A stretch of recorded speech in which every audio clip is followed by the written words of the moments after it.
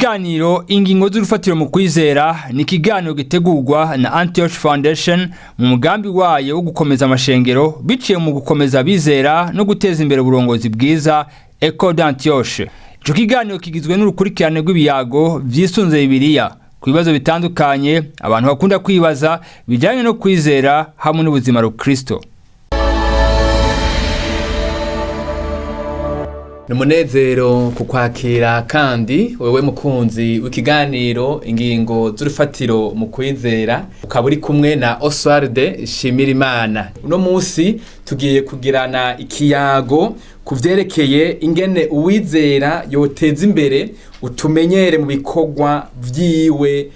vy'ubuzima. Tuza kurongorwa n'igisomwa kiri mu ikete Paulo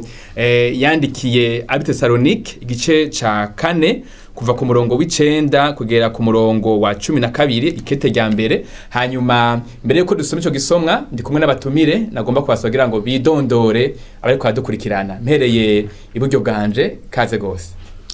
Mwakoze, nitwa Hippolyte Ndayiruki, nkaba sanzwe n'umukozi w'Imana mu ishengero rya Shama Temple muri paruwasi yo muri Muha. Wakoze gose Hippolyte. Mwakoze namwe. Jewe nitwa Jean Bosco Iteriteka, umupastori yafadikanije n'abandi kurongora ishengero rya Grace Bible Church rikorera ahantu bita Mitenga mu Rubirizi. Wakoze gose Bosco kuza. Wakoze kudutera iteka. Yego cyane. Nagomba nsabe dusomere hamwe kino gisomwa kigiye kuturongora mu kiyago cyacu cuno munsi, ariko ivyo gukunda bene data imurinda kuvyandikirwa kuko ubwanyu mwigishijwe n'Imana gukundana, kandi niko nyene mugiriranira na bene data bose b'i Makedoniya hose. Ariko bene data turabahanura ngo murushirize kugira rwinshi, ngo 11, kandi mushishikare kwiyorosha no gukora ivyanyu no gukoresha amaboko yanyu nk'uko twababariye,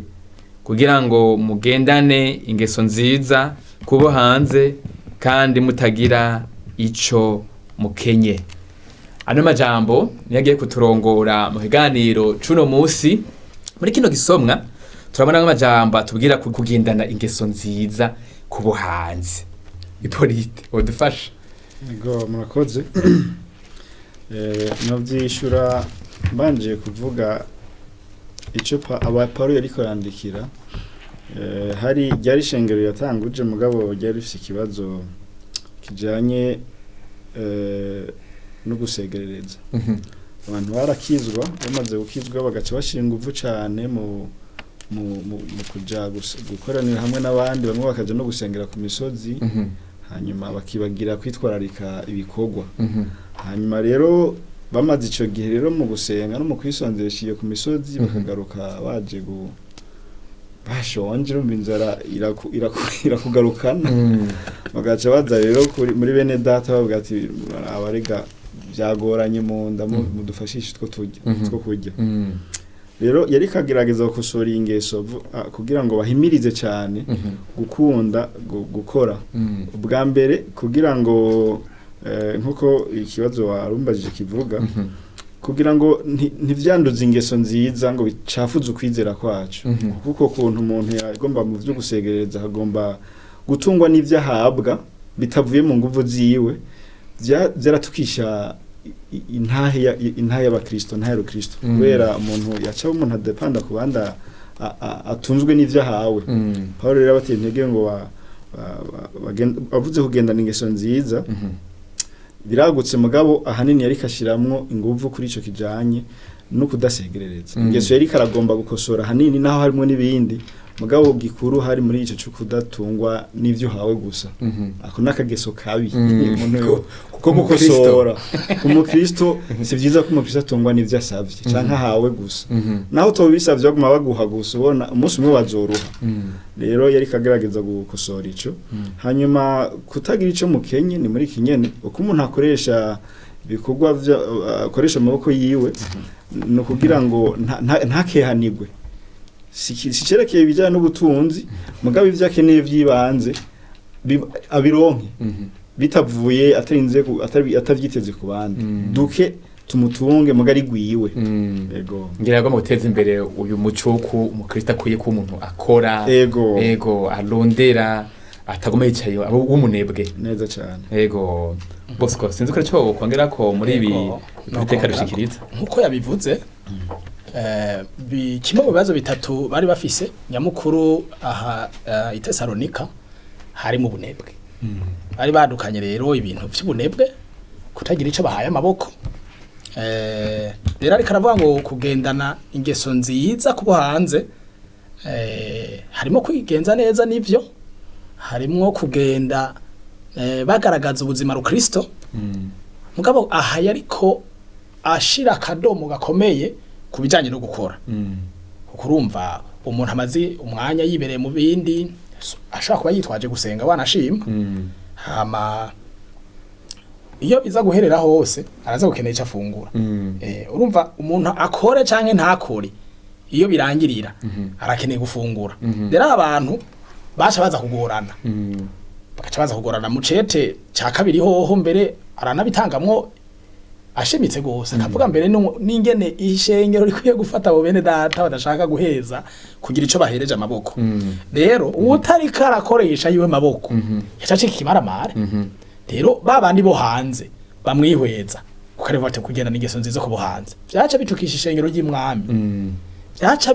mwiyumvira ari nka serugo atagikora atagihereze ikintu amaboko byaca bituma ubutumwa bwiza butukwa imiryango igahenebera abantu bakagoga mugabo kandi turetse aha i Tesalonika Paulo hari n'ahandi yavuze ikintu ngisa n'ico yandikiye Tito 3:14 avuga ngo kandi abacu nabo nibige gushishikara gukora ibikorwa vyiza ngo babone kumara ubukene ababikwiye gose kugira ngo abacu ntibabe imburakimazi aho si n'ibinebwe gusa baca bitwa imburakimazi abana ataco bamazi bari ngaho gusa rero avuze rero kugendana ingeso nziza kubo hanze ni ikintu gikomeye ngaha yari karagwanya ubunebwe yabasabwa kurangwa n'akaranga mutima keza ku kazi gukora bakumva yuko gukora ntibiri ku ruhande biri mu buzima rukristo hariho uburyo abahanura kwasoma n'amajambo kandi hano ashaka kuvuga ko bakwiye kwirinda uburyo bunyuranye n'ubwo mbega ubwo buryo bubiri bwo kubaho nuwe tubona muri ano majambo Paulo ahanura mbere wanashima nk'umuvyeyi ahanura mu buryo bwa mbere ariko abahanura kubaho biyoroheje no gukora ivyabo ico no gifata nk'umuce wa mbere ikigira kabiri ariko abahanura gukoresha amaboko kuja ku kivi Paulo rero abivuga abitomoye kuko babayeho biyoroheje ahano ugomba kuvuga iki turavye ikibazo kihari cari kihari kubaho biyoroheje no gukora ivyabo hari igihe wanashima n'uno munsi mu muco w'iwacu tugomba ibintu byo hejuru gose biremereye bigezweho wanashima bidusiga mu mibereho mu buzima bw'ivyo dushoboye ivyo duhambije ugasanga dukeneye ibintu biri hejuru ku rugezo twebwe tudahambye hama agashadoma ko ngaha babwira ikindi ngo bakoresha amaboko kuja ku kivi kutumva yuko akazi ari nk'umuvumo kuko hariho nuno munsi ingorane turacayifise hari abizera bamwe bazi yuko akazi gukoresha amaboko ari nk'umuvumo ari ibintu vy'amagogwa ibintu vy'umuzigo munini amananiza ahubwo mbere umuntu agenda aridoga mbere ariko aragenda yati ndagowa yanayo tugorewe muri inosi rero Paulo akarabwira ati uko igikorwa c'amaboko ntigifatwe gusa mu buryo bwo gukora gusa ngo twikenure ahubwo ni igikorwa c'Imana kijumega kivuga ivyo abantu tutagomba canke ivyo mbere dutinya kugira kuko ahanini twobitahura izi mpanuro tozitahura turavye ingaruka yaciba ca kintu twariko turavuga citwa kwivanga mu buzima bw'abandi iri gara ricarize aha riravuga ati mwebwe koresha amaboko mugabo kandi baho muyoroheje mukora ivyanyu umwe wese abafise icari karakora rero yabagomba kugira ngo baba abantu bari mu mwitwarariko w'ibintu runaka ariko cyane point sinzi ko ari cyo yokongera ko kuvyo Bosco kanje gushikiriza yego nongera ko kamwe uburyo biravuga je mbonamwo hariho ikijanye n'urukundo n'ingeso nziza agace haba n'ikijanye n'ibi bikorwa vuga naho vyose biza guhura yabashimira ku rukundo bafise avuga ko bagereranije berekanye no kwishingiro ry'Makedoniya ryari ryarahuye n'ibibazo murabizi bari baragize ico bakora mu kurishigikira hanyuma ikashinga intaya ku rukundo bafise muri bo ubwo rukundo rero muri abo bene data bise Tesalonike hari abaca biheka inyuma bati bene data barakunda bagaca abantu rero bavuga ati ni sawa ngaha umuntu nahataba yakoze hariho bene data bamukunda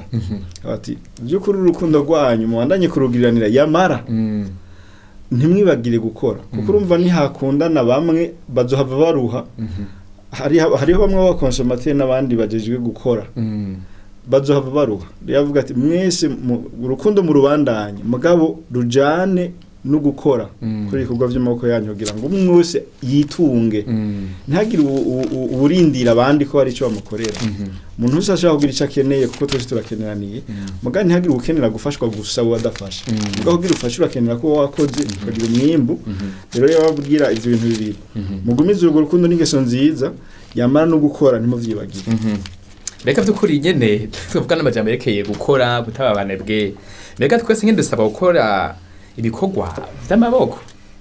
namba atari uko bimeze naho bisigura iki aha Paulo avuga ngo gukoresha amaboko yanyu umuntu ashaka gutahura nabi turavye twebwe aho tugeze uno munsi yumvise ngo ibikorwa by'amaboko kubera uburyo bwo gukora ni bwinshi mugabo nibaza ko twotahura ijambo kurwanya ubunebwe iki kintu kirakomeye kurwanya ubunebwe kuko abantu bumvise ibikorwa by'amaboko bumva nyene ibi bintu tuguma tugira gutya mugabo twumve dutahure kurwanya ubunebwe ntitugume twicaye ngaha twiteze ngo abandi barabibona mwene data ariko aravuga ikintu c'Makedoniya urugaba Makedoniya Paulo ariko arandikira abikorinto cete ciwe ca 2:8 ariko aravuga ingene ab'Makedoniya bitanga bara abantu babagwaneza ngo mbere no mu bworo bwabo bararenza bagakora ibintu mbere bihambaye gose rero aho ariko aragwanya iki reka gwanya yigiza iki kintu cyo kumuntu ashaka kuvuga ati barambona nawe nzobapfana kandi turi kumwe si bene data we bagaca arera amaboko ati nta ngorane rero twebwe nk'abizera uno munsi dukwiye kumva yuko ikintu citwa ubunebwe kitarico urashaka kuhora Imana yaraguhezagiye ugakora akazi ko mu biro urashobora kuba ukora utundi tuntu two kwiyungunganya mugabo twumve yuko aho turi twese turi gukora dutegeza gukora tugeza kuba turakora ikintu runaka na cyane kugira ngo ubutumwa bwiza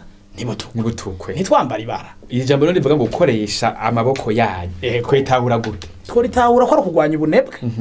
ka ubwa kabiri kutaguma twiteze ko abandi bahava bagira ico bakoze mu kibanza cacu urakoze cyane ipolite sinzi ko mu bisanzwe Paulo avuga gukoresha amaboko yacu ntiyaravuze bikorwa n'iminwe reka ntanga akarorero kuri chantier bariko barubaka inzu abafundi bariko barubaka batera amatafari abandi bakora ibintu biriya mugabo hari abandi badakoresha amaboko bagomba nabo bafise nibo batanga umurongo w'ibikorwa bica aba engineer canke aba architect abo bose bariko barakora mugara bakora ivyo maboko akaba n'abakoresha ivyiyumviro no gutanga umurongo w'ibintu ico Paulo ariko aravuga ngaha ntariko avuga ibikorwa bikoresheje iminwe mugari karavuga gukoresha inguvu kugira kigoro canke gukoresha inguvu kugira ngo umuntu atungwe n'umuruho wiwe ibikorwa bivuye mu butame bw'iyo niko bibirivuga bega kubera ikinyene akaranga mutima keza mu kazi ari ntahe ikomeye kubo mwisi baturaba ipolite uburyo dukora akazi uburyo tugakora uburyo tubona akazi uburyo abizera babona akazi bukwiye gutandukana nuko abisi bakabona abisi babona akazi nk'uburyo bwo kurondera umukate w'umwana niko bavuga ahibojumbura kurondera ibiharage vy'umwana ruguru niko bavuga mugamo bisanzwe uwizera umukristo akwiye kumva akazi ntakajyo kugushingira intahe Kristo ndabivuze mu isezerano cyashye kandi bifatanye muri Bibiliya yose wagomba igihe Imana ari mu muntu yamuhaye responsibility canke yamuhaye inshingano yo kubungabunga ivyaremwe ico kintu hano baracibagira umuntu adakora jardin muhiriwe by'ukuri abafise ikintu ariko ararenga mu vyagezwe vy'Imana kuko Imana yaduhaye kubunga udatunganije ivyatsi biri iruhande y'inzu n'uruhara rwawe ko niho Imana yaguha ni iwawe kudakora rero kutagira isuka w'umuntu aba gutunganya ivyo ntumuntu nakwiye kubibona nkaho mengo ko ntagikuramwe amahera ko batampemba sigikogwa mugabe Imana yadutumye kubungabunga ivy'Imana aremye kuzibura imiferege izivye kugira imyuzurira ntitere gutera ibiti ahantu hari inkukura vyose ni ibintu womengo ni ibintu vyo mu maproje cyangwa vyo maonje muga n'ivy'Imana yadusavye kubungabunga rero umukristo akwiye kubona akazi nk'inshingano Imana yamuhaye atari ivy'isi musaba kugira ngo aronke ibimutunga oya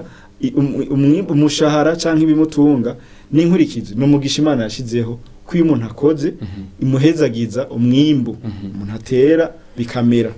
mugabo abakristo bakwiye kubona akazi nk'akaryo ko kugaragaza ukwizera kwacu yego mbega kuri bose ko turi kumwe hano ega birakwiye by'ukuri ko nyene ibitiko turavuga byo tumenyere ko iba ingingo y'urufatiro mu kwizera byari bifite agaciro kanini ku buryo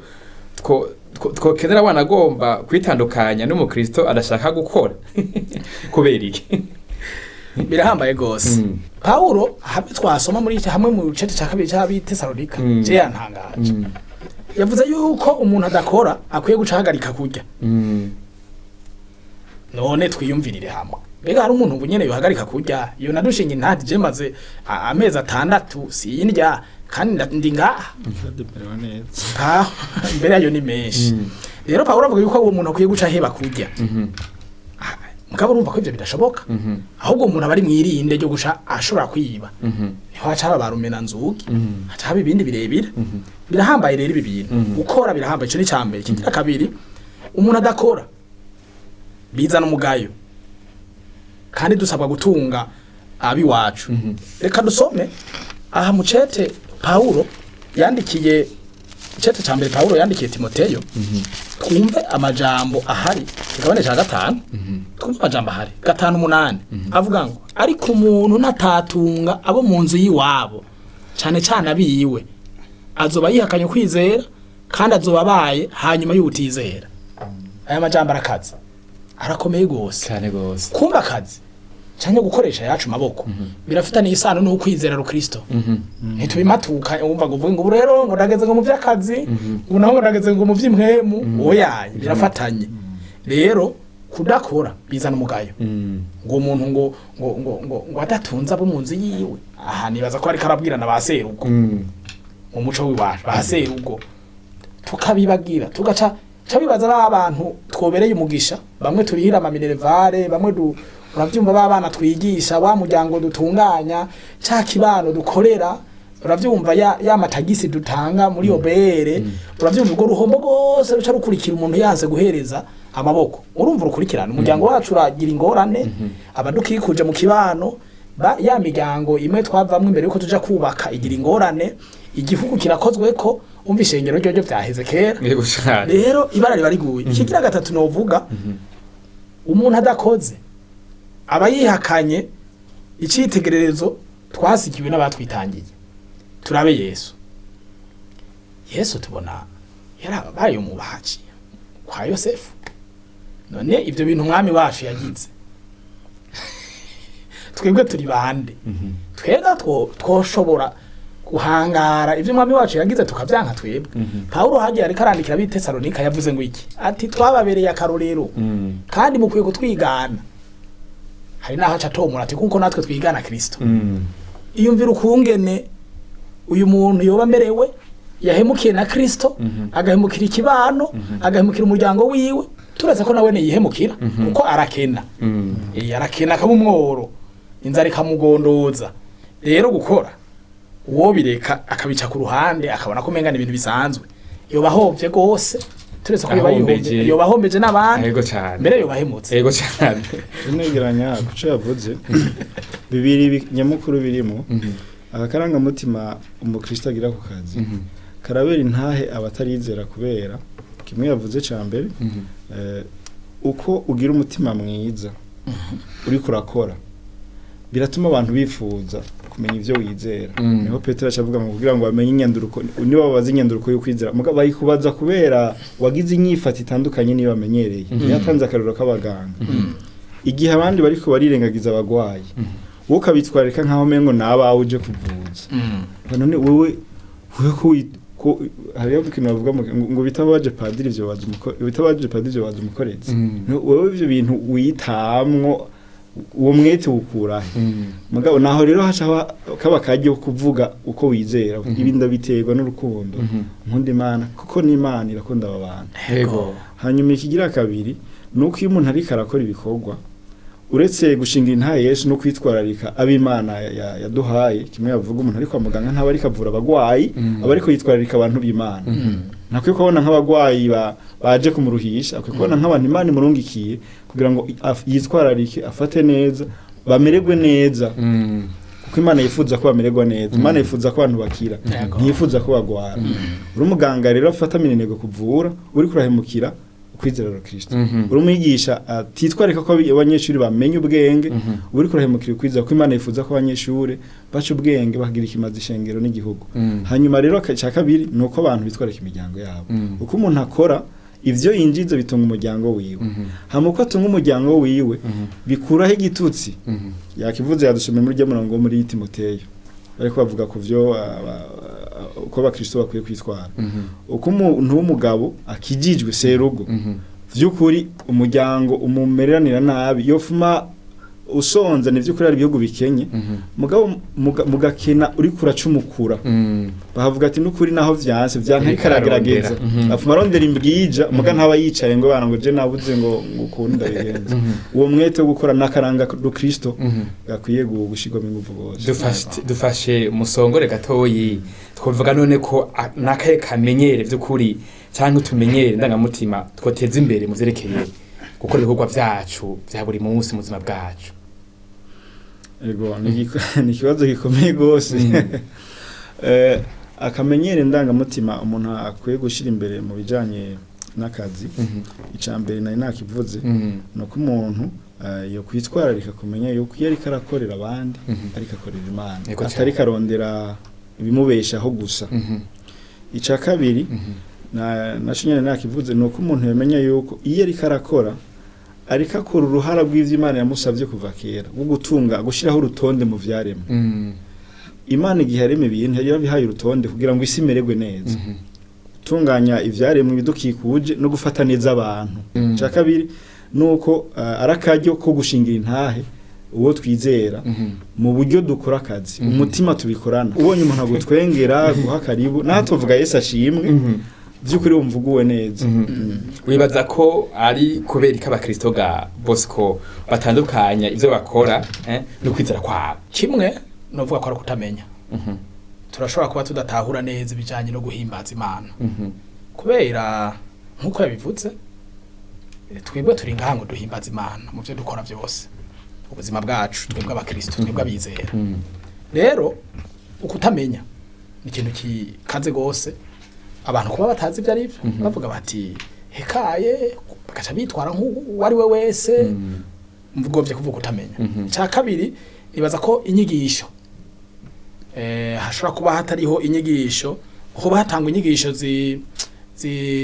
zidafise amangane equilibre zuzuza hose inyigisho zuzuye ku buryo umuntu yumva yuko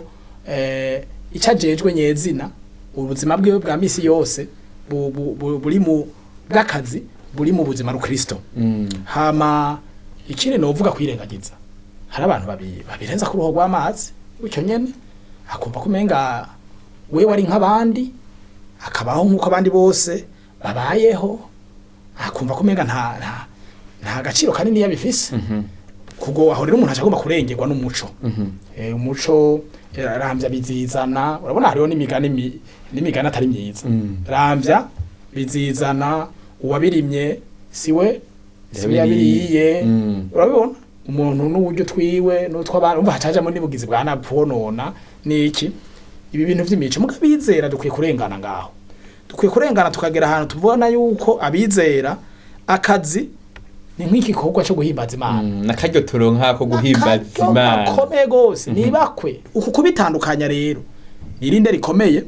rifatiye ku kutamenya ku kwirengagiza ugusamara no kutamenya neza ico duhamagariwe twebwe ngaha kuvyo kuri twebwe ngaha ndi turabantu batembera bagenda twe turabana Imana yizigiye idushira ngaha are twe turi mu ndimiro yayo naho ukora muri kotebo naho ukora hehe naho ukora mu ihinguriro ry'impapuro uri kurahimbaza Imana tuvyumve muri twebwe urakoze cyane tuvyumve gose ko ari guhimbaza Imana twumve ko tuzobitangira raporo twumve ko akazi atari umuvumo arakaryo nibakwe ridasanzwe sinzi ko ari akajambo kanyuma Polite yoshikiriza mbere yuko durangiza kino kiganiro. Ego abahinga mu vya theology bavyita theologie d'évacuation baba bagombye kuvuga ukwizera abakristo n'ababitesalonika niko bafise babaho bibaza ko Yesu agira ubwo nyene yari yakivuze mugenzanje igihe Yesu yagenda mu ijuru yavuze ngo ndabasize mu isi kandi sindagusabye ngo ibakuremo ariko iyo bagumizemo ubahe kwihangana ivyo bazocamo yarabizi ko adusize hagoye mugabo avuga ati mutegerezwa kuhaguma ko ndafishe ibindi ngomba ko muhakorera byerekana ko Yesu wewe yifuje yuko tuba turagumya hakwisi azoza kutujana kandi ashobora kuza umwanya ure wose niko yavuze mugabo arafise igihe yifuza ko tuzomara ngaha kuri iyi si rero mu vyo tutegezwa mu mpamvu zituma tuguma ngaha harimwo iki cyo gukora muri uku gukora twamye tubivuga mu buryo butandukanye no gukora kugira ngo dushingire ntaho Kristo no gukora kugira ngo tugumizeho urutonde ko turetse gukora isi yosha isi yo bomoka umuntu yavuga ati ubu ntihage umuntu numwe asubira gukora abantu bojyana bakicana rero igituma abakristo batandukanya ukwizera kwabo nibikorwa nuko benshi bumva umengo none gukora bimaziki ko Yesu ashobora kuza umwanya uri wose niyo theologie d'évacuation kandi baza ishobora kuri no muri benshi bari muri iki bakino gihe bavuga bati none gukora cyane cyane mu baporoti bati Yesu ari mukuza Yesu araje vuba gukora no gutumwanya ahubwo umwanya munini umuntu yishira mu kwiyeza naco abitesalonika cyari bari bafise komeye bavuga ati reka twiyeze gukora cyo gukora niyasanga ndiko ndiyanduza reka nje imbere y'Imana niyeze Yesu ansanga ahantu hameze neza hari byo kuri n'inyigisho y'ikinyoma Yesu yifuza yuko tudatandukanya akazi n'ukwizera Kristo azo dusanga turi ku kazi reka kandi ntazo badusanze twasamaye kuko niyo yadutumye mu isi naho hari akazi mu isi hariyo nibi byose tuvuga rero nibaza igituma abakristo babitandukanye no kutamenya no inyigisho zitarizo bahawe zivuga yuko Yesu agiraze rero umuntu hatota umwanya ariko arakora abandi no kumva ngo gukora ni inkurikizi z'ivyaha canke abandi bakumva ngo gukora no uwoshira inguvu cyane mu kwezwa niwe umukristo mwiza n'umuntu asenga cyane agaherayo ivyinja azibuze birimwe mu vy'amarushwa twateguriye ngaha mu isi mugavye kuri ugasanga iyo nzara ni inkurikizi z'ubunebwe bwiwe naco Paulo ariko aravuga ariko nibaza ko muri make ncagaguye ni inkurikizi zo gutahura kutariko yego cyane nazo ko n'abandi bimvira bavuga bati nta muntu w'impemu bwose yoguma akora bino bikorwa bibayabaye nk'ibi ivyo abayivanze n'ivyisi akagira iyo ngorane gutahura nkuko ndabashimire gose batumire bacu beza kuba mwaje ngo mu dusangire ikiyago kuri no munsi bakoze gose Polite murakoze nawe nizera ko none munsi muzotwitaba yego cyane bakoze gose Bosco akoze cyane jewe mwari kumwe ni Oswald Shimirimana naho ubutaha uhoraho aguhezagire.